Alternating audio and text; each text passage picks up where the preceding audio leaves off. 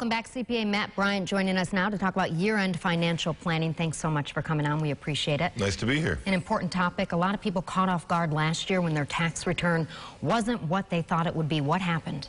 There was a change in the tax law in 2018, which resulted in lower withholdings. So a good strategy is to estimate your taxes for 2019, starting with your current paycheck, multiplied by the number of pay stubs left, plus your year-end totals will get you an estimate of your taxable income. All right, so if you do that estimate and you find out, ooh, I may owe, what can you do? Correct, yeah, so if you take a look at your deductions and credits with the taxable income and figure you may owe, you can use Form W-4 to increase your withholdings so you'll have a bigger refund come tax time. Anything else you can look at when you're looking at the big picture that could perhaps get you a bigger refund?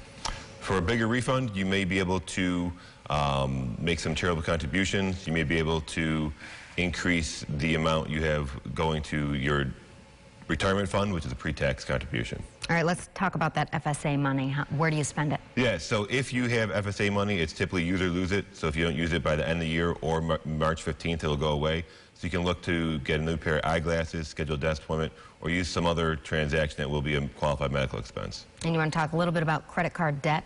Correct, yes. So if you have some credit card debt, a good thing to do as you get ready for your end is to pay it down.